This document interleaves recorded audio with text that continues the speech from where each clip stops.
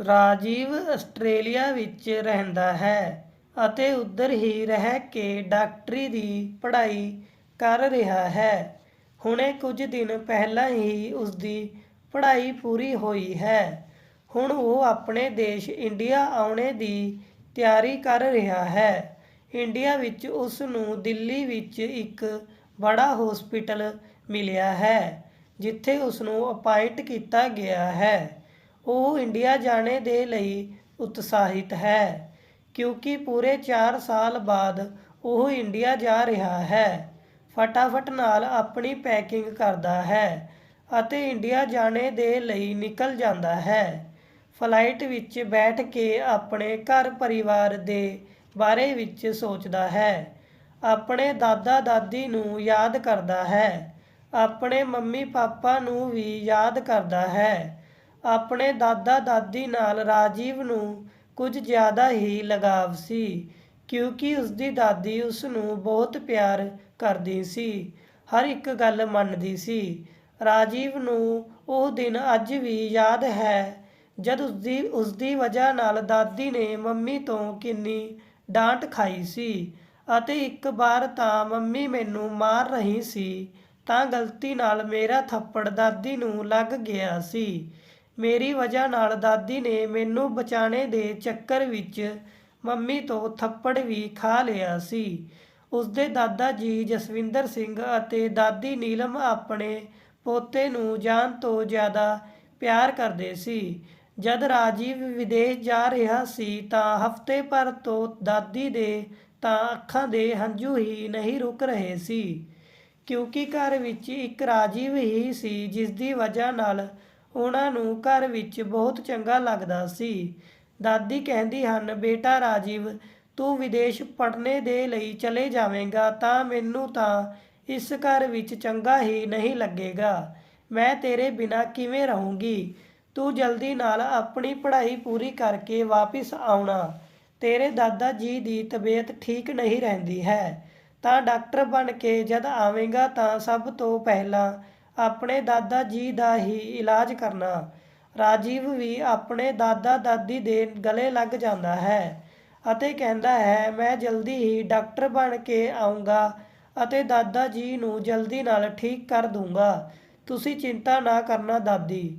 ਰਾਜੀਵ ਵਿਦੇਸ਼ ਚਲਾ ਜਾਂਦਾ ਹੈ। ਵਿਦੇਸ਼ ਵਿੱਚ 4 ਸਾਲ ਪੜ੍ਹਾਈ ਕਰਨੇ ਦੇ ਬਾਅਦ ਅੱਜ ਉਹ ਇੰਡੀਆ ਵਾਪਿਸ ਆ ਰਿਹਾ ਹੈ। ਉਹ ਵੀ ਦਿੱਲੀ ਦੇ ਇੱਕ ਨਾਮੀ ਗਿਰਾਮੀ ਹਸਪਤਾਲ ਵਿੱਚ ਇੱਕ ਡਾਕਟਰ ਬਣ ਕੇ। ਇੱਧਰ ਜਸਵਿੰਦਰ ਸਿੰਘ ਜੀ ਦੀ ਤਬੀਅਤ ਕੁਝ ਠੀਕ ਨਹੀਂ ਸੀ, ਇਸ ਲਈ ਸਰਕਾਰੀ ਹਸਪਤਾਲ ਵਿੱਚ ਆਪਣੀ ਪਤਨੀ ਨੀਲਮ ਨੂੰ ਲੈ ਕੇ ਦਿਖਾਉਣੇ ਦੇ ਲਈ ਚਲੇ ਜਾਂਦੇ ਹਨ। 10 ਰੁਪਏ ਦੀ ਪਰਚੀ ਕਟਵਾਉਂਦੇ ਹਨ ਅਤੇ ਡਾਕਟਰ ਨੂੰ ਦਿਖਾਉਂਦੇ ਹਨ। ਡਾਕਟਰ ਜਸਵਿੰਦਰ ਸਿੰਘ ਜੀ ਨੂੰ ਦੇਖਣੇ ਦੇ ਬਾਅਦ ਕਹਿੰਦਾ ਹੈ ਕਿ ਤੁਹਾਡੀ ਸ਼ੂਗਰ ਤਾਂ ਬਹੁਤ ਜ਼ਿਆਦਾ ਵਧੀ ਹੋਈ ਹੈ ਅਤੇ BP ਵੀ ਵਧਿਆ ਹੋਇਆ ਹੈ। ਮੈਂ ਤੁਹਾਨੂੰ ਕੁਝ ਦਵਾਈਆਂ ਲਿਖ ਦਿੰਦਾ ਹਾਂ, ਬਾਹਰ ਦੁਕਾਨ ਤੋਂ ਲੈ ਲੈਣਾ। ਮੈਂ ਤੁਹਾਨੂੰ ਸਰਕਾਰੀ ਦਵਾਈਆਂ ਹੀ ਲਿਖਦਾ ਹਾਂ ਜੋ ਸਸਤੀ ਵੀ ਹਨ, ਤੁਸੀਂ ਆਰਾਮ ਨਾਲ ਖਰੀਦ ਲਓਗੇ। ਕਿਉਂਕਿ ਸਰਕਾਰੀ ਹਸਪਤਾਲ ਵਿੱਚ ਬੈਠਣੇ ਵਾਲਾ ਡਾਕਟਰ ਜਸਵਿੰਦਰ ਸਿੰਘ ਜੀ ਨੂੰ ਚੰਗੀ ਤਰ੍ਹਾਂ ਨਾਲ ਜਾਣਦਾ ਸੀ ਅਤੇ ਉਹਨਾਂ ਦੇ ਹਾਲਾਤਾਂ ਨਾਲ ਵੀ ਚੰਗੀ ਤਰ੍ਹਾਂ ਨਾਲ ਜਾਣੂ ਸੀ। ਜਸਵਿੰਦਰ ਸਿੰਘ ਜੀ ਡਾਕਟਰ ਦਾ ਧੰਨਵਾਦ ਕਰਦੇ ਹਨ ਅਤੇ ਦਵਾਈਆਂ ਦੀ ਪਰਚੀ ਲੈ ਕੇ ਬਾਹਰ ਤੋਂ ਦਵਾਈਆਂ ਖਰੀਦ ਲੈਂਦੇ ਹਨ। ਇੱਕ ਹੱਥ ਵਿੱਚ ਆਪਣੀ ਦਵਾਈਆਂ ਅਤੇ ਛੜੀ ਨੂੰ ਫੜਦੇ ਹੋਏ ਅਤੇ ਇੱਕ ਹੱਥ ਨਾਲ ਆਪਣੀ ਪਤਨੀ ਦਾ ਹੱਥ ਫੜ ਕੇ ਰੋਡ ਦੇ ਕੋਲ ਆ ਕੇ ਖੜੇ ਹੋ ਜਾਂਦੇ ਹਨ। ਆਟੋ ਦਾ ਇੰਤਜ਼ਾਰ ਕਰਦੇ ਹਨ। ਆਸਮਾਨ ਦੀ ਤਰਫ ਦੇਖਦੇ ਹੋਏ ਨੀਲਮ ਜੀ ਕਹਿੰਦੀ ਹਨ, ਅਜਿਹਾ ਲੱਗ ਰਿਹਾ ਹੈ ਕਿ ਅੱਜ ਤਾਂ ਬਾਰਿਸ਼ ਹੋਵੇਗੀ। ਚਾਰੋਂ ਤਰਫ ਤੋਂ ਬੱਦਲ ਛਾ ਰਹੇ ਹਨ। ਚਲੋ ਜਲਦੀ ਨਾਲ ਆਟੋ ਕਰਕੇ ਘਰ ਚੱਲਦੇ ਹਾਂ, ਨਹੀਂ ਤਾਂ ਅਸੀਂ ਦੋਵੇਂ ਭਿੱਜ ਜਾਵਾਂਗੇ ਅਤੇ ਤਬੀਅਤ ਖਰਾਬ ਹੋ ਜਾਵੇਗੀ। ਜਦੀ ਦੂਰ ਤੋਂ ਉਹਨਾਂ ਨੂੰ ਇੱਕ ਆਟੋ ਆਉਂਦਾ ਹੋਇਆ ਦਿਖਾਈ ਦਿੰਦਾ ਹੈ। ਨੀਲਮ ਜੀ ਆਟੋ ਨੂੰ ਹੱਥ ਦਿੰਦੀ ਹਨ ਅਤੇ ਉਸ ਵਿੱਚ ਬੈਠ ਕੇ ਆਪਣੇ ਘਰ ਦੀ ਤਰਫ ਚੱਲ ਪੈਂਦੇ ਹਨ। ਆਟੋ ਵਿੱਚ ਬੈਠਦੇ ਹੀ ਬਾਰਿਸ਼ ਸ਼ੁਰੂ ਹੋ ਜਾਂਦੀ ਹੈ। ਬਾਰਿਸ਼ ਨੂੰ ਦੇਖਦੇ ਹੀ ਜਸਵਿੰਦਰ ਸਿੰਘ ਜੀ ਆਪਣੀ ਪਤਨੀ ਨੀਲਮ ਨੂੰ ਕਹਿੰਦੇ ਹਨ, ਯਾਦ ਹੈ ਨੀਲਮ, ਤੈਨੂੰ ਬਾਰਿਸ਼ ਕਿੰਨੀ ਪਸੰਦ ਹੈ। ਹਰ ਬਾਰਿਸ਼ ਵਿੱਚ ਤੂੰ 1 ਤੋਂ 2 ਵਾਰ ਜ਼ਰੂਰ ਭਿੱਜਦੀ ਸੀ, ਪਰ ਹੁਣ ਤਾਂ ਸਾਡੀ ਉਮਰ ਹੋ ਗਈ ਹੈ। ਹੁਣ ਤਾਂ ਬਾਰਿਸ਼ ਤੋਂ ਡਰ ਲੱਗਦਾ ਹੈ, ਕਿਤੇ ਭਿੱਜ ਕੇ ਬਿਮਾਰ ਨਾ ਪੈ ਜਾਈਏ। ਗੱਲਾਂ-ਗੱਲਾਂ ਵਿੱਚ ਉਹਨਾਂ ਦਾ ਘਰ ਵੀ ਆ ਜਾਂਦਾ ਹੈ, ਪਰ ਉਹਨਾਂ ਦੇ ਘਰ ਦੇ ਕੋਲ ਵਾਲੀ ਗਲੀ ਬਹੁਤ ਹੀ ਪਤਲੀ ਹੈ, ਜਿੱਥੇ ਆਟੋ ਨਹੀਂ ਜਾ ਸਕਦਾ ਹੈ। ਉਹਨਾਂ ਨੂੰ ਪੈਦਲ ਹੀ ਆਉਣਾ ਪਵੇਗਾ। ਇਸ ਲਈ ਦੋਵੇਂ ਆਪਣੇ ਘਰ ਦੀ ਬਾਹਰ ਵਾਲੀ ਗਲੀ ਵਿੱਚ ਹੀ ਉਤਰ ਜਾਂਦੇ ਹਨ। ਬਾਰਿਸ਼ ਬਹੁਤ ਤੇਜ਼ ਹੋ ਰਹੀ ਹੈ, ਪਰ ਘਰ ਵੀ ਪਹੁੰਚਣਾ ਹੈ। ਨੀਲਮ ਜੀ ਆਪਣੇ ਪਤੀ ਦੀ ਦਵਾਈਆਂ ਨੂੰ ਇੱਕ ਪੋਲੀਥੀਨ ਵਿੱਚ ਲੈ ਕੇ ਆਪਣੀ ਸਾੜੀ ਦੇ ਪੱਲੂ ਨਾਲ ਛੁਪਾ ਲੈਂਦੀ ਹਨ, ਕਿਤੇ ਭਿੱਜ ਨਾ ਜਾਣ, ਅਤੇ ਆਪਣੇ ਪਤੀ ਦਾ ਹੱਥ ਫੜ ਕੇ ਹੌਲੀ-ਹੌਲੀ ਘਰ ਦੀ ਤਰਫ ਚੱਲ ਪੈਂਦੀ ਹਨ, ਕਿਤੇ ਉਹਨਾਂ ਦੇ ਪਤੀ ਫਿਸਲ ਕੇ ਨਾ ਗਿਰ ਜਾਣ। ਇਸ ਲਈ ਉਹ ਆਪਣੇ ਪਤੀ ਦਾ ਹੱਥ ਫੜ ਕੇ ਹੌਲੀ-ਹੌਲੀ ਚਲੀ ਆ ਰਹੀ ਹਨ। ਘਰ ਦੇ ਬਾਹਰ ਵਾਲੇ ਕਮਰੇ ਵਿੱਚ ਬੈਠੀ ਨੂੰ ਦੂਰ ਤੋਂ ਹੀ ਆਪਣੇ ਸੱਸ-ਸਸੁਰ ਨੂੰ ਬਾਰਿਸ਼ ਵਿੱਚ ਇੱਕ ਦੂਸਰੇ ਦਾ ਹੱਥ ਫੜ ਕੇ ਆਉਂਦੇ ਹੋਏ ਦੇਖ ਲੈਂਦੀ ਹੈ ਅਤੇ ਆਪਣੇ ਪਤੀ ਪਵਨ ਨੂੰ ਬੁਲਾਉਂਦੇ ਹੋਏ ਕਹਿੰਦੀ ਹੈ, ਦੇਖੋ, ਇੰਨੇ ਬੁਢਾਪੇ ਵਿੱਚ ਵੀ ਤੁਹਾਡੇ ਮੰਮੀ ਪਾਪਾ ਇਸ਼ਕ ਫਰਮਾ ਰਹੇ ਹਨ। ਦੋਵੇਂ ਲੋਕ ਬਾਰਿਸ਼ ਵਿੱਚ ਭਿੱਜਦੇ ਹੋਏ ਇੱਕ ਦੂਸਰੇ ਦਾ ਹੱਥ ਫੜ ਕੇ ਚਲੇ ਆ ਰਹੇ ਹਨ। ਇਹਨਾਂ ਨੂੰ ਬਿਲਕੁਲ ਵੀ ਸ਼ਰਮ ਨਹੀਂ ਆਉਂਦੀ ਹੈ। ਇੰਨਾ ਬੁਢਾਪਾ ਆ ਗਿਆ ਹੈ, ਮੁਹੱਲੇ ਦੇ 4 ਲੋਕ ਦੇਖਣਗੇ ਤਾਂ ਕਿਆ ਸੋਚਣਗੇ। ਕੀ ਬੁੱਢੀ ਘੋੜੀ ਲਾਲ ਲਗਾਮ। ਪਵਨ ਵੀ ਅੱਖਾਂ ਤਰੇੜਦਾ ਹੋਇਆ ਕਹਿੰਦਾ ਹੈ, ਆਉਣੇ ਦੋ, ਅੱਜ ਮੰਮੀ ਪਾਪਾ ਨੂੰ ਦੇਖਦਾ ਹਾਂ, ਚੰਗੀ ਤਰ੍ਹਾਂ ਨਾਲ ਸਮਝਾ ਦੂੰਗਾ। ਇਸ ਮੁਹੱਲੇ ਵਿੱਚ ਸਾਡੀ ਬੜੀ ਇੱਜ਼ਤ ਹੈ।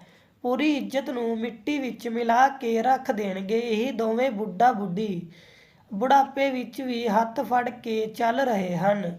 ਸ਼ਰਮ ਨਹੀਂ ਆਉਂਦੀ ਹੈ, ਪਰ ਉਹ ਦੋਵੇਂ ਹੀ ਸਮਝਣੇ ਦੇ ਲਈ ਤਿਆਰ ਨਹੀਂ ਹਨ ਕਿ ਉਹਨਾਂ ਦੇ ਮਾਤਾ ਪਿਤਾ ਇੱਕ ਦੂਸਰੇ ਦਾ ਹੱਥ ਇਸ਼ਕ ਫਰਮਾਣੇ ਦੇ ਲਈ ਨਹੀਂ, ਬਲਕਿ ਇੱਕ ਦੂਸਰੇ ਨੂੰ ਸਹਾਰਾ ਦੇਣੇ ਦੇ ਲਈ ਫੜੇ ਹੋਏ ਹਨ। ਕਿੱਥੇ ਬਾਰਿਸ਼ ਵਿੱਚ ਕੋਈ ਫਿਸਲ ਕੇ ਨਾ ਗਿਰ ਜਾਵੇ। ਜਿਵੇਂ ਹੀ ਨੀਲਮ ਜੀ ਅਤੇ ਜਸਵਿੰਦਰ ਸਿੰਘ ਜੀ ਘਰ ਪਰ ਆਉਂਦੇ ਹਨ, ਪੁੱਤ ਚੀਕਦਾ ਹੋਇਆ ਕਹਿੰਦਾ ਹੈ, ਤੁਸੀਂ ਲੋਕਾਂ ਨੂੰ ਸ਼ਰਮ ਨਹੀਂ ਆਉਂਦੀ ਹੈ। ਘਰ ਵਿੱਚ ਨੂੰਹ ਆ ਗਈ ਹੈ, ਪੋਤਾ ਇੰਨਾ ਬੜਾ ਹੋ ਗਿਆ ਹੈ, ਫਿਰ ਵੀ ਇੱਕ ਦੂਸਰੇ ਦਾ ਹੱਥ ਫੜ ਕੇ ਪੂਰੇ ਮੁਹੱਲੇ ਵਿੱਚ ਬੜੀ ਸ਼ਾਨ ਨਾਲ ਚੱਲੇ ਆ ਰਹੇ ਹੋ। ਨੀਲਮ ਜੀ ਆਪਣੇ ਪੁੱਤ ਨੂੰ ਕਹਿੰਦੀ ਹਨ, ਪੁੱਤ, ਮੈਂ ਤੇਰੇ ਪਿਤਾ ਜੀ ਦਾ ਹੱਥ ਇਸ ਲਈ ਫੜਿਆ ਸੀ ਕਿਤੇ ਉਹ ਫਿਸਲ ਕੇ ਗਿਰ ਨਾ ਜਾਣ। ਤੈਨੂੰ ਤਾਂ ਪਤਾ ਹੀ ਹੈ, ਪਿਛਲੀ ਵਾਰ ਗਿਰ ਗਏ ਸੀ ਤਾਂ 6 ਮਹੀਨੇ ਤੱਕ ਪੈਰ ਠੀਕ ਨਹੀਂ ਹੋਇਆ ਸੀ। ਅਤੇ ਪੁੱਤ, ਮੈਂ ਤਾਂ ਤੈਨੂੰ ਪਹਿਲਾਂ ਹੀ ਕਿਹਾ ਸੀ ਕਿ ਤੂੰ ਆਪਣੀ ਕਾਰ ਵਿੱਚ ਲੈ ਕੇ ਪਿਤਾ ਜੀ ਨੂੰ ਡਾਕਟਰ ਦੇ ਕੋਲ ਦਿਖਾ ਕੇ ਆ ਜਾ, ਪਰ ਤੂੰ ਮਨਾ ਕਰ ਦਿੱਤਾ ਕਿ ਤੇਰੇ ਕੋਲ ਸਮੇਂ ਨਹੀਂ ਹੈ, ਇਸ ਲਈ ਮੈਨੂੰ ਜਾਣਾ ਪਿਆ।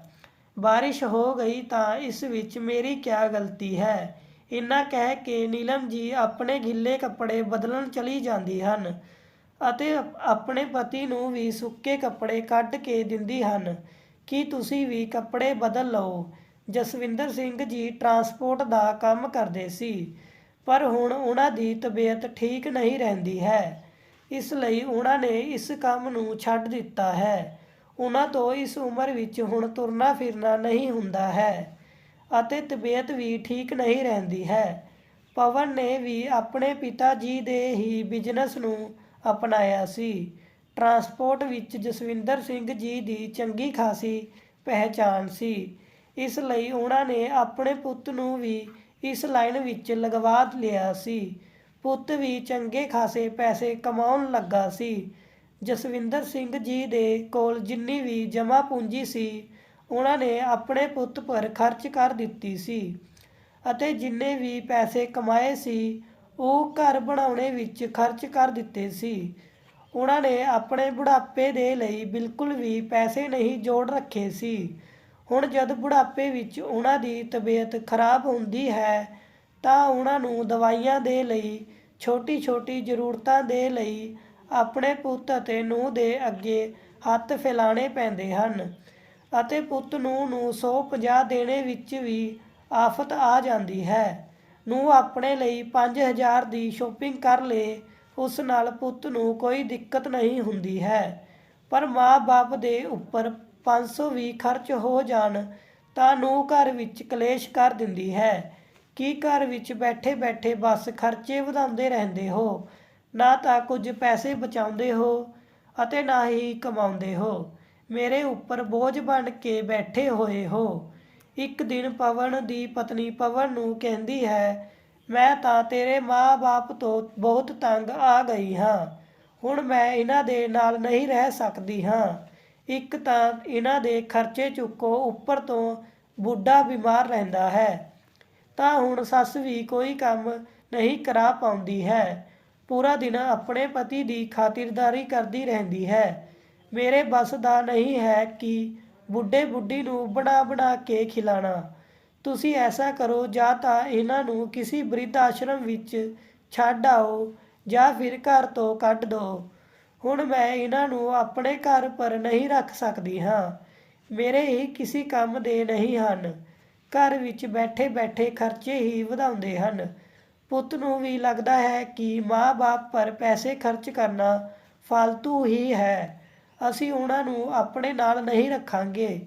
ਪਵਨ ਕਹਿੰਦਾ ਹੈ, ਤੂੰ ਚਿੰਤਾ ਨਾ ਕਰ ਸਿਮਰਨ, ਮੈਂ ਹਫ਼ਤੇ 10 ਦਿਨ ਵਿੱਚ ਹੀ ਇਹਨਾਂ ਲੋਕਾਂ ਨੂੰ ਘਰ ਤੋਂ ਕੱਢਣੇ ਦਾ ਇੰਤਜ਼ਾਮ ਕਰਦਾ ਹਾਂ। 10 ਦਿਨ ਬਾਅਦ ਪਵਨ ਆਪਣੇ ਮਾਤਾ ਪਿਤਾ ਨੂੰ ਕਹਿੰਦਾ ਹੈ, ਮੈਂ ਦਿੱਲੀ ਵਿੱਚ ਇੱਕ ਬੜੇ ਡਾਕਟਰ ਨਾਲ ਗੱਲ ਕੀਤੀ ਹੈ ਅਤੇ ਸੋਚਿਆ ਹੈ ਤੁਹਾਨੂੰ ਉੱਧਰ ਚੰਗੇ ਜਿਹੇ ਡਾਕਟਰ ਨੂੰ ਦਿਖਾ ਦਾਂ, ਤੁਹਾਡੀ ਤਬੀਅਤ ਬਹੁਤ ਖਰਾਬ ਰਹਿੰਦੀ ਹੈ, ਇੱਕ ਵਾਰ ਚੰਗੇ ਜਿਹੇ ਡਾਕਟਰ ਨੂੰ ਦਿਖਾ ਦੂੰਗਾ ਤਾਂ ਤੁਸੀਂ ਠੀਕ ਹੋ ਜਾਓਗੇ। ਨੂੰਹ ਵੀ ਪੁੱਤ ਦੀ ਹਾਂ ਵਿੱਚ ਹਾਂ ਮਿਲਾਉਂਦੀ ਹੈ ਅਤੇ ਕਹਿੰਦੀ ਹੈ, ਸਹੀ ਕਹਿ ਰਹੇ ਹੋ, ਪਾਪਾ ਨੂੰ ਇੱਕ ਵਾਰ ਦਿੱਲੀ ਵਿੱਚ ਬੜੇ ਡਾਕਟਰ ਨੂੰ ਦਿਖਾ ਦਿਓ, ਫਿਰ ਇਹਨਾਂ ਦੀ ਤਬੀਅਤ ਠੀਕ ਹੋ ਜਾਵੇਗੀ। ਜਸਵਿੰਦਰ ਸਿੰਘ ਜੀ ਅਤੇ ਨੀਲਮ ਜੀ ਆਪਣੇ ਪੁੱਤ ਨੂੰਹ ਦੀ ਇੰਨੀ ਚਿਕਨੀ ਚੁਪੜੀ ਗੱਲਾਂ ਨੂੰ ਸੁਣ ਕੇ ਹੈਰਾਨ ਰਹਿ ਜਾਂਦੇ ਹਨ। ਉਹਨਾਂ ਨੂੰ ਤਾਂ ਸਮਝ ਵੀ ਹੀ ਨਹੀਂ ਆਉਂਦਾ ਹੈ ਕਿ ਉਹਨਾਂ ਦੇ ਪੁੱਤ ਨੂੰ ਉਹਨਾਂ ਨੂੰ ਦਿੱਲੀ ਜੈਸੇ ਬੜੇ ਸ਼ਹਿਰ ਵਿੱਚ ਦਿਖਾਉਣੇ ਦੇ ਲਈ ਤਿਆਰ ਕਿਵੇਂ ਹੋ ਗਏ। ਉਹ ਤਾਂ ਮੈਨੂੰ ਇੱਧਰ ਕੋਲ ਦੇ ਹਸਪਤਾਲ ਤੱਕ ਦਿਖਾਉਣ ਨਹੀਂ ਲੈ ਜਾਂਦਾ ਹੈ, ਤਾਂ ਦਿੱਲੀ ਕਿਵੇਂ ਲੈ ਜਾ ਰਿਹਾ ਹੈ। ਨੀਲਮ ਜੀ ਕਹਿੰਦੀ ਹਨ, ਬੇਟਾ ਤੂੰ ਆਪਣੇ ਪਿਤਾ ਜੀ ਨੂੰ ਇੰਨੀ ਦੂਰ ਤੱਕ ਦਿਖਾਉਣ ਲੈ ਜਾਵੇਂਗਾ, ਇਸ ਤੋਂ ਚੰਗਾ ਹੈ ਤੂੰ ਕੋਲ ਦੇ ਹੀ ਕਿਸੇ ਚੰਗੇ ਜਿਹੇ ਡਾਕਟਰ ਨੂੰ ਦਿਖਾ ਦੇ, ਤਾਂ ਉਹ ਠੀਕ ਹੋ ਜਾਣਗੇ। ਮਾਂ ਤੁਸੀਂ ਵੀ ਕੈਸੀ ਗੱਲਾਂ ਕਰਦੀ ਹੋ, ਮੈਂ ਆਪਣੇ ਇੱਕ ਦੋਸਤ ਨਾਲ ਗੱਲ ਕੀਤੀ ਹੈ, ਉਹ ਦਿੱਲੀ ਦੇ ਇੱਕ ਬੜੇ ਹਸਪਤਾਲ ਵਿੱਚ ਕੰਮ ਕਰਦਾ ਹੈ, ਉਸ ਦੇ ਨਾਲ ਹੀ ਮੈਂ ਪਿਤਾ ਜੀ ਨੂੰ ਬੜੇ ਡਾਕਟਰ ਨੂੰ ਦਿਖਾ ਪਾਊਂਗਾ। ਮੈਂ ਉਸ ਨਾਲ ਸਾਰੀ ਗੱਲ ਕਰ ਲਈ ਹੈ, ਬਸ ਕੱਲ੍ਹ ਤੁਸੀਂ ਚੱਲਣੇ ਦੀ ਤਿਆਰੀ ਕਰ ਲਓ, ਪਰਸੋਂ ਦਾ ਅਪਾਇੰਟਮੈਂਟ ਮਿਲਿਆ ਹੈ। ਆਪਣੇ 1-2 ਜੋੜੀ ਕੱਪੜੇ ਵੀ ਲੈ ਕੇ ਚੱਲਣਾ, ਕਿਉਂਕਿ ਉੱਧਰ 2-4 ਦਿਨ ਰੁਕਣਾ ਪੈ ਸਕਦਾ ਹੈ।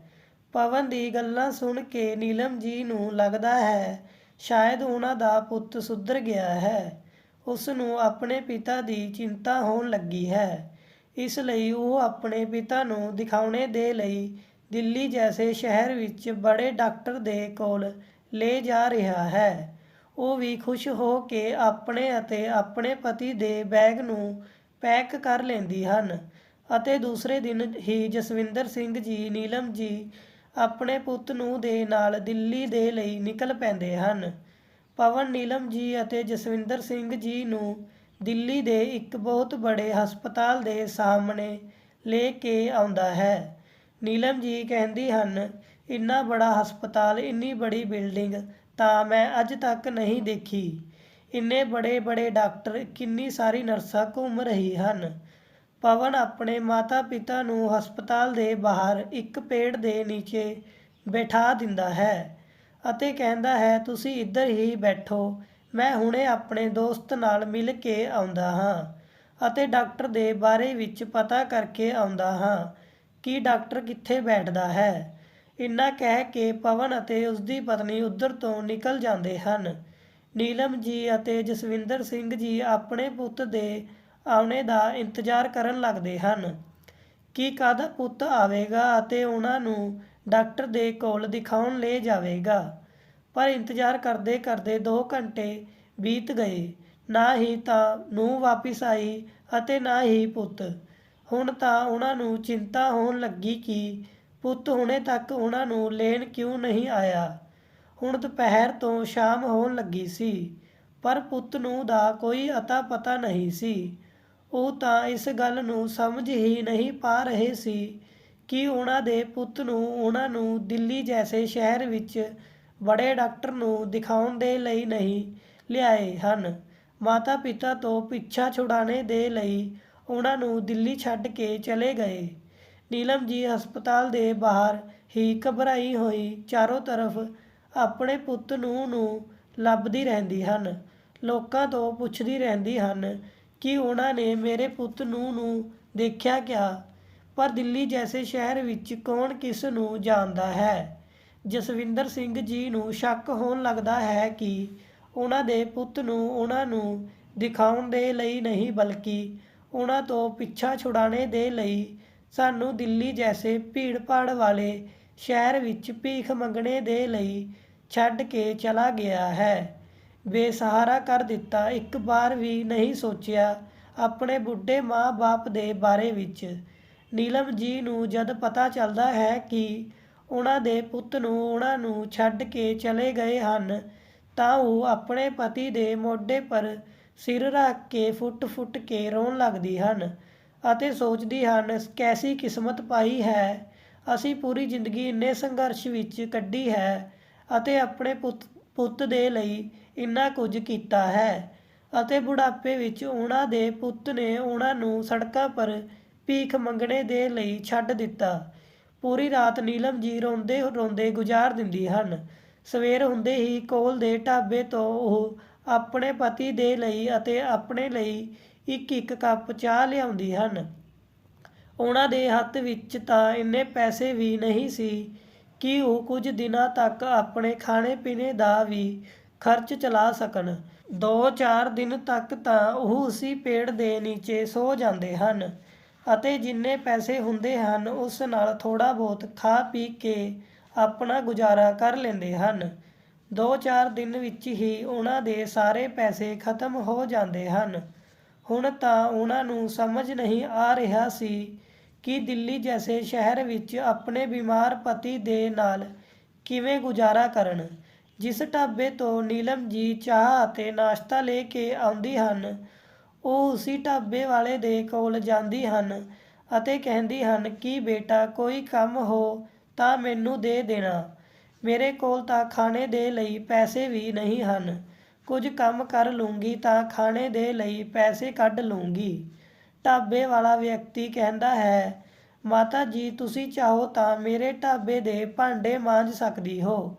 ਉਸ ਦੇ ਬਦਲੇ ਵਿੱਚ ਮੈਂ ਤੁਸੀਂ ਦੋਨਾਂ ਨੂੰ ਕੁਝ ਪੈਸੇ ਦੇ ਦੂੰਗਾ ਅਤੇ ਨਾਲ ਹੀ ਸਵੇਰੇ ਸ਼ਾਮ ਚਾਹ ਵੀ ਦੇ ਦੂੰਗਾ।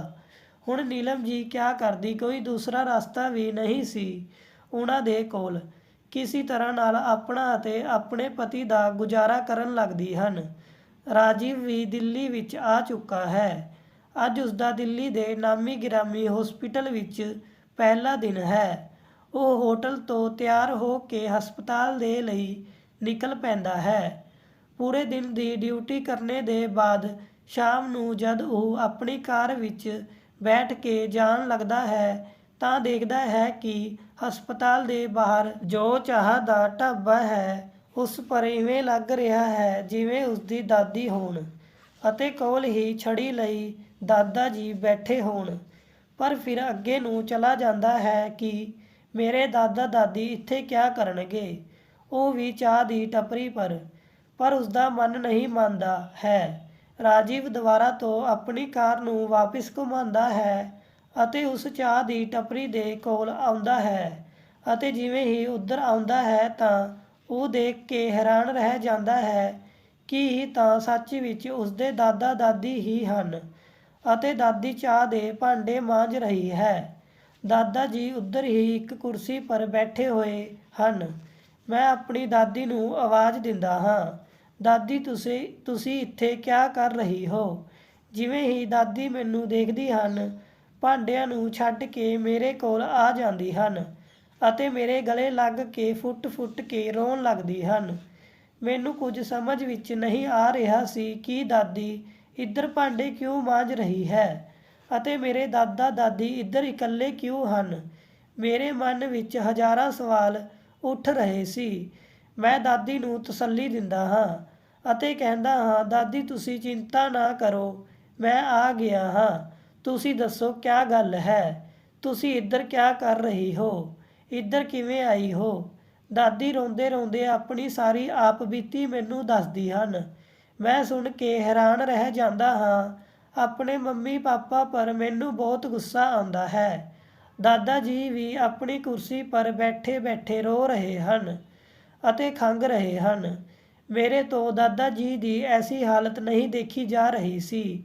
ਮੈਂ ਸਭ ਤੋਂ ਪਹਿਲਾਂ ਆਪਣੇ ਦਾਦਾ ਜੀ ਨੂੰ ਹਸਪਤਾਲ ਵਿੱਚ ਭਰਤੀ ਕਰਾਉਂਦਾ ਹਾਂ ਅਤੇ ਹਫ਼ਤੇ ਭਰ ਤੱਕ ਉਹਨਾਂ ਦਾ ਇਲਾਜ ਚੱਲਦਾ ਹੈ। ਹਫ਼ਤੇ ਭਰ ਵਿੱਚ ਉਹ ਚੰਗੀ ਤਰ੍ਹਾਂ ਨਾਲ ਠੀਕ ਹੋ ਜਾਂਦੇ ਹਨ। ਜਦ ਦਾਦਾ ਦਾਦੀ ਚੰਗੀ ਤਰ੍ਹਾਂ ਨਾਲ ਠੀਕ ਹੋ ਜਾਂਦੇ ਹਨ, ਫਿਰ ਮੈਂ ਘਰ ਜਾਣੇ ਦਾ ਪਲਾਨ ਕਰਦਾ ਹਾਂ। ਦਾਦਾ ਦਾਦੀ ਨੂੰ ਹੁਣੇ ਮੈਂ ਘਰ ਲੈ ਕੇ ਨਹੀਂ ਜਾਂਦਾ ਹਾਂ। ਜਿਵੇਂ ਹੀ ਘਰ ਪਹੁੰਚਦਾ ਹਾਂ, ਮੰਮੀ ਪਾਪਾ ਮੈਨੂੰ ਦੇਖ ਕੇ ਖੁਸ਼ ਹੋ ਜਾਂਦੇ ਹਨ। ਮੈਂ ਆਪਣੀ ਮੰਮੀ ਤੋਂ ਦਾਦੀ ਦਾਦਾ ਜੀ ਦੇ ਬਾਰੇ ਵਿੱਚ ਪੁੱਛਦਾ ਹਾਂ ਕਿ ਉਹ ਕਿੱਥੇ ਹਨ, ਤਾਂ ਮੰਮੀ ਝੂਠ ਬੋਲ ਦਿੰਦੀ ਹੈ ਕਿ ਉਹ ਦੋਨੋਂ ਬਿਨਾਂ ਦੱਸੇ ਪਤਾ ਨਹੀਂ ਕਿੱਥੇ ਘੁੰਮਣ ਫਿਰਨ ਚਲੇ ਗਏ ਹਨ, ਦੱਸ ਕੇ ਵੀ ਨਹੀਂ ਗਏ ਹਨ। ਮੈਂ ਮੰਮੀ ਦੇ ਦੋਹਰੇ ਵਿਵਹਾਰ ਨੂੰ ਦੇਖ ਕੇ ਬਹੁਤ ਦੁਖੀ ਹੋ ਰਿਹਾ ਸੀ ਕਿ ਮੇਰੀ ਮੰਮੀ ਦਾਦਾ ਦਾਦੀ ਦੇ ਨਾਲ ਇਹੋ ਜਿਹਾ ਕਿਵੇਂ ਕਰ ਸਕਦੀ ਹੈ। ਫਿਰ ਮੈਂ ਆਪਣੇ ਮੰਮੀ ਪਾਪਾ ਨੂੰ ਕਹਿੰਦਾ ਹਾਂ, ਤੁਸੀਂ ਲੋਕ ਮੇਰੇ ਨਾਲ ਘੁੰਮਣ ਚਲੋ। ਤੁਸੀਂ ਲੋਕਾਂ ਨੂੰ ਮੈਂ ਵਿਦੇਸ਼ ਘੁਮਾਉਣ ਲਈ ਚੱਲਦਾ ਹਾਂ। ਮੈਂ ਮੰਮੀ ਪਾਪਾ ਨੂੰ ਉਹਨਾਂ ਦੀ ਗਲਤੀ ਦਾ ਅਹਿਸਾਸ ਦਿਲਾਉਣਾ ਚਾਹੁੰਦਾ ਸੀ। ਇਸ ਲਈ ਉਹਨਾਂ ਨੂੰ ਘੁਮਾਉਣੇ ਦੇ ਬਹਾਨੇ ਏਅਰਪੋਰਟ ਪਰ ਬਿਠਾ ਕੇ ਮੈਂ ਉੱਧਰ ਤੋਂ ਨਿਕਲ ਕੇ ਦਾਦਾ ਦਾਦੀ ਦੇ ਕੋਲ ਆ ਗਿਆ। ਪੂਰਾ ਦਿਨ ਮੰਮੀ ਪਾਪਾ ਏਅਰਪੋਰਟ ਪਰ ਬੈਠੇ ਬੈਠੇ ਮੇਰਾ ਇੰਤਜ਼ਾਰ ਕਰਦੇ ਰਹੇ, ਪਰ ਮੈਂ ਉਹਨਾਂ ਦੇ ਕੋਲ ਨਹੀਂ ਗਿਆ। ਪੂਰਾ ਦਿਨ ਮੰਮੀ ਪਾਪਾ ਨੂੰ ਇੰਤਜ਼ਾਰ ਕਰਾਣੇ ਦੇ ਬਾਅਦ ਸ਼ਾਮ ਨੂੰ ਮੈਂ ਉਹਨਾਂ ਦੇ ਕੋਲ ਜਾਂਦਾ ਹਾਂ। ਮੈਨੂੰ ਦੇਖਦੇ ਹੀ ਮੰਮੀ ਮੇਰੇ ਨਾਲ ਲਿਪਟ ਕੇ ਰੋਣ ਲੱਗਦੀ ਹੈ। ਬੇਟਾ ਤੂੰ ਅਸੀਂ ਦੋਨਾਂ ਨੂੰ ਛੱਡ ਕੇ ਕਿੱਥੇ ਚਲਾ ਗਿਆ ਸੀ? ਮੈਨੂੰ ਤਾਂ ਕਿੰਨੀ ਘਬਰਾਹਟ ਹੋ ਰਹੀ ਸੀ ਅਤੇ ਤੇਰੇ ਪਾਪਾ ਤਾਂ ਕਦ ਤੋਂ ਪਰੇਸ਼ਾਨ ਹੋ ਕੇ ਇੱਧਰ ਤੋਂ ਉੱਧਰ ਘੁੰਮ ਰਹੇ ਹਨ। ਘੱਟ ਤੋਂ ਘੱਟ ਦੱਸ ਕੇ ਤਾਂ ਜਾਂਦੇ ਕਿੱਥੇ ਜਾ ਰਹੇ ਹੋ? ਮੈਨੂੰ ਇੱਧਰ ਇਕੱਲਾ ਛੱਡ ਕੇ ਚਲਾ ਗਿਆ। ਆਪਣੀ ਮਾਂ ਦੇ ਮੂੰਹ ਤੋਂ ਇਸ ਤਰ੍ਹਾਂ ਦੀ ਗੱਲਾਂ ਸੁਣ ਕੇ ਰਾਜੀਵ ਕਹਿੰਦਾ ਹੈ, ਕਿਉਂ ਮਾਂ, ਜਦ ਤੁਸੀਂ ਦਾਦਾ ਦਾਦੀ ਨੂੰ ਇਕੱਲਾ ਛੱਡਿਆ ਸੀ, ਜਦ ਸੋਚੋ ਉਹਨਾਂ ਨੂੰ ਕਿਵੇਂ ਲੱਗਿਆ ਹੋਵੇਗਾ। ਅਤੇ ਤੁਸੀਂ ਤਾਂ ਕਦੀ ਉਹਨਾਂ ਨੂੰ ਵਾਪਿਸ ਲੈਣ ਵੀ ਨਹੀਂ ਗਏ। ਤੁਹਾਨੂੰ ਤਾਂ ਪਤਾ ਹੀ ਨਹੀਂ ਹੈ ਉੱਥੇ ਕਿੱਥੇ ਹਨ, ਕਿਵੇਂ ਹਨ, ਹੈ ਵੀ ਜਾਂ ਨਹੀਂ। ਮੇਰੀ ਗੱਲ ਸੁਣਦੇ ਹੀ ਮੰਮੀ ਪਾਪਾ ਦੇ ਤਾਂ ਪਸੀਨੇ ਛੁੱਟ ਗਏ। ਮੰਮੀ ਪਾਪਾ ਪਕਾ ਕੇ ਜ਼ਮੀਨ ਪਰ ਬੈਠ ਗਏ। ਉਹਨਾਂ ਦੇ ਮੂੰਹ ਤੋਂ ਇੱਕ ਵੀ ਸ਼ਬਦ ਨਹੀਂ ਨਿਕਲ ਰਿਹਾ ਸੀ, ਸਿਰਫ ਹੰਝੂ ਨਿਕਲ ਰਹੇ ਸੀ ਅਤੇ ਉਹਨਾਂ ਨੂੰ ਆਪਣੀ ਗਲਤੀ ਦਾ ਪਛਤਾਵਾ ਹੋ ਰਿਹਾ ਸੀ। ਮੈਂ ਆਪਣੇ ਪਾਪਾ ਨੂੰ ਕਿਹਾ, ਪਾਪਾ ਤੁਸੀਂ ਸੋਚੋ ਕਿ ਸਿਰਫ ਕੁਝ ਘੰਟਿਆਂ ਦੇ ਲਈ ਮੈਂ ਤੁਹਾਨੂੰ ਛੱਡ ਦਿੱਤਾ ਤਾਂ ਤੁਹਾਨੂੰ ਕਿੰਨਾ ਬੁਰਾ ਲੱਗਾ। ਕਿਆ ਕਿਆ ਸੋਚ ਲਿਆ ਤੁਸੀਂ, ਅਤੇ ਤੁਸੀਂ ਤਾਂ ਦਾਦਾ ਦਾਦੀ ਦੇ ਨਾਲ ਕਿੰਨਾ ਗਲਤ ਵਿਵਹਾਰ ਕੀਤਾ ਹੈ। ਸੋਚੋ ਜੇਕਰ ਇਹੋ ਜਿਹਾ ਹੀ ਵਿਵਹਾਰ ਮੈਂ ਤੁਹਾਡੇ ਨਾਲ ਕਰਦਾ, ਹਮੇਸ਼ਾ ਦੇ ਲਈ ਛੱਡ ਕੇ ਚਲਾ ਜਾਂਦਾ, ਤਾਂ ਤੁਹਾਨੂੰ ਕੈਸਾ ਲੱਗਦਾ? ਬੇਟਾ ਮੇਰੇ ਤੋਂ ਬਹੁਤ ਬੜੀ ਗਲਤੀ ਹੋ ਗਈ, ਮੈਨੂੰ ਮਾਫ਼ ਕਰ ਦਿਓ। ਮੰਮੀ ਪਾਪਾ ਦੋਵੇਂ ਹੀ ਆਪਣੀ ਗਲਤੀ ਦਾ ਪਛਤਾਵਾ ਕਰਦੇ ਹੋਏ ਰੋਣ ਲੱਗਦੇ ਹਨ। ਜਦੀ ਰਾਜੀਵ ਆਪਣੇ ਦਾਦਾ ਦਾਦੀ ਨੂੰ ਮੰਮੀ ਪਾਪਾ ਦੇ ਸਾਹਮਣੇ ਲੈ ਕੇ ਆ ਜਾਂਦਾ ਹੈ। ਆਪਣੇ ਮਾਂ ਪਿਤਾ ਜੀ ਨੂੰ ਆਪਣੇ ਸਾਹਮਣੇ ਦੇਖ ਕੇ ਪਵਨ ਉਹਨਾਂ ਦੇ ਪੈਰਾਂ ਵਿੱਚ ਗਿਰ ਜਾਂਦਾ ਹੈ ਅਤੇ ਕਹਿੰਦਾ ਹੈ, ਪਿਤਾ ਜੀ ਮੈਂ ਬਹੁਤ ਬੁਰਾ ਹਾਂ, ਮੈਂ ਤੁਹਾਡੇ ਨਾਲ ਬਹੁਤ ਗਲਤ ਕੀਤਾ ਹੈ। ਮੇਰੇ ਤੋਂ ਬਹੁਤ ਬੜੀ ਗਲਤੀ ਹੋ ਗਈ, ਮੈਨੂੰ ਮਾਫ਼ ਕਰ ਦਿਓ। ਮੈਨੂੰ ਮੇਰੇ ਹੀ ਬੇਟੇ ਨੇ ਜ਼ਿੰਦਗੀ ਦੀ ਬਹੁਤ ਬੜੀ ਸਿੱਖ ਦੇ ਦਿੱਤੀ ਹੈ। ਹੁਣ ਤੁਸੀਂ ਦੋਨੋਂ ਘਰ ਚਲੋ। ਤੁਸੀਂ ਦੋਨਾਂ ਨੂੰ ਮੈਂ ਬਹੁਤ ਚੰਗੇ ਨਾਲ ਰੱਖੂੰਗਾ। ਕਦੀ ਕੋਈ ਤਕਲੀਫ ਨਹੀਂ ਹੋਣ ਦੇਵਾਂਗਾ। ਜਸਵਿੰਦਰ ਸਿੰਘ ਜੀ ਅਤੇ ਨੀਲਮ ਜੀ ਆਪਣੇ ਪੁੱਤ ਨੂੰ ਮਾਫ਼ ਕਰ ਦਿੰਦੇ ਹਨ ਅਤੇ ਸਾਰੇ ਲੋਕ ਹੱਸੀ ਖੁਸ਼ੀ ਫਿਰ ਤੋਂ ਪਿੰਡ ਵਿੱਚ ਆ ਕੇ ਰਹਿਣ ਲੱਗਦੇ ਹਨ। ਰਾਜੀਵ ਵੀ ਖੁਸ਼ ਹੈ ਕਿ ਉਸਦੇ ਮੰਮੀ ਪਾਪਾ ਸੁਧਰ ਗਏ ਹਨ ਅਤੇ ਦਾਦਾ ਦਾਦੀ ਨੂੰ ਚੰਗੀ ਤਰ੍ਹਾਂ ਨਾਲ ਰੱਖਣਗੇ। ਉਹ ਆਪਣੇ ਮੰਮੀ ਪਾਪਾ ਨੂੰ ਚੰਗੀ ਤਰ੍ਹਾਂ ਨਾਲ ਸਮਝਾ ਦਿੰਦਾ ਹੈ ਕਿ ਹੁਣ ਦਾਦਾ ਦਾਦੀ ਦੇ ਨਾਲ ਕਦੀ ਗਲਤ ਵਿਵਹਾਰ ਨਾ ਕਰਨਾ, ਨਹੀਂ ਤਾਂ ਮੇਰੇ ਤੋਂ ਬੁਰਾ ਕੋਈ ਨਹੀਂ ਹੋਵੇਗਾ। ਕਹਾਣੀ ਕਿਵੇਂ ਲੱਗੀ ਲਾਈਕ ਕਮੈਂਟ ਕਰਕੇ ਜ਼ਰੂਰ ਦੱਸਿਓ ਜੀ।